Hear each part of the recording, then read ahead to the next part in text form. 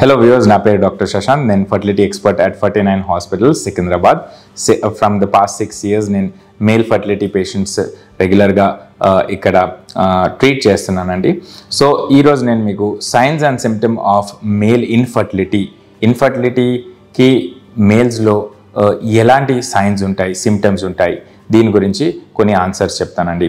So first sign of male fertility issues is delayed pregnancy. అంటే pregnancy రానికి కష్టపడితే ఒక సంవత్సరం వరకు భార్య భర్తలు కలిసి ఉన్నా కూడా ప్రెగ్నెన్సీ సక్సెస్ఫుల్లీ రాలేకపోతే అలాంటి cases can be related to the male.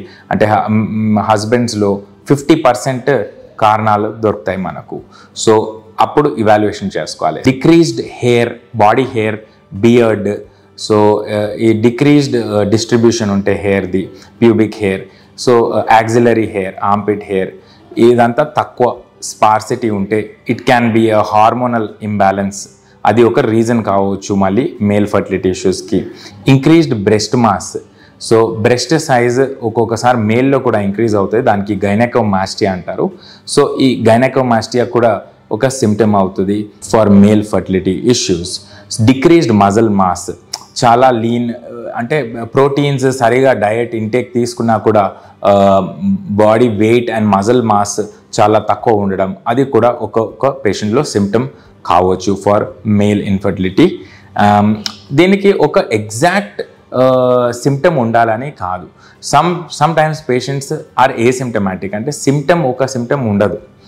And ఇప్పుడు కామన్లీ మన సెంటర్లో we are seeing some of the patients sexual issues, husband wife కలుసుకున్నప్పుడు ఇష్యూస్ ఫేస్ చేస్తారు. For example erectile dysfunction, penis స్టిఫ్నెస్లో ఇష్యూస్ ఉంటాయి, వీక్నెస్ ఉంటుంది, హస్బెండ్ వైఫ్ కలుసుకోనికి మూడ్ ఉండడం సరిగా ఉండదు.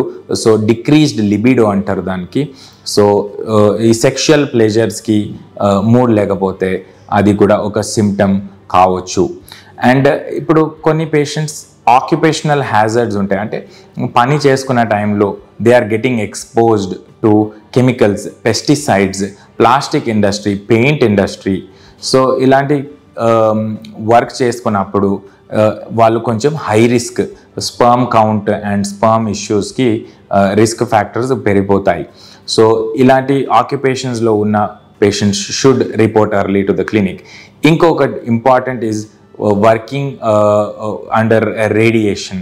అండ్ రేడియేషన్ అంటే X ray departments or proximity to medical health. So అక్కడ కూడా కొంచెం ఇన్ఫర్టిలిటీ ఇష్యూస్ ఫేస్ కావచ్చు. ఇంకా కొన్ని పేషెంట్స్లో ఒబిసిటీ, అంటే ఓవర్ వెయిట్ ఉంటారు, 30 BMI, body mass index 30 value దాటి ఉంటుంది. బికాజ్ ఆఫ్ ఎక్సెస్ ఫ్యాట్ అప్పుడు కూడా టెస్టిస్కి కొంచెం ఇష్యూస్ రావచ్చు, బీజాలకి. దేర్ క్యాన్ బి హైపోగోనాడిజం, అంటే ఆ బీజం ఫంక్షన్ కొంచెం స్లో అయిపోతుంది, and that can be a cause of male fertility.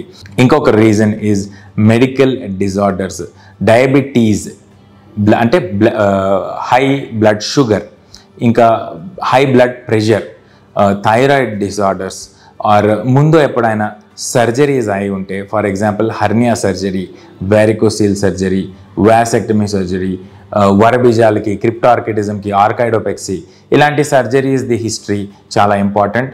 So ఇలా ఉన్నప్పుడు patients should be alert that, అంటే వాళ్ళకి ఫర్టిలిటీలో ఇష్యూస్, ఇప్పుడు డిలేడ్ ప్రెగ్నెన్సీ, కన్సెప్షన్ అంటే ప్రెగ్నెన్సీ కొన్ని మంత్స్ ఆర్ 1 yearలో రాలేకపోతే అలర్ట్గా ఉండాలి ఫార్ డాక్టర్ కన్సల్టేషన్. ఎందుకంటే సమ్ టైమ్స్ సిమ్టమ్స్ ఉంటాయి దీనికి, ఒక్కొక్కసారి ఏసిమ్టమాటిక్ కూడా ఉంటుంది. సో అందుకే డాక్టర్ దగ్గర, ఒక మెడికల్ హెల్త్ ప్రొఫెషనల్ దగ్గర కన్సల్ట్ చేసుకోండి. సో మీకు ఏమైనా డౌట్స్ ఉంటే రిగార్డింగ్ మేల్ ఫర్టిలిటీ మీరు కామెంట్ సెక్షన్లో టైప్ చేయొచ్చు.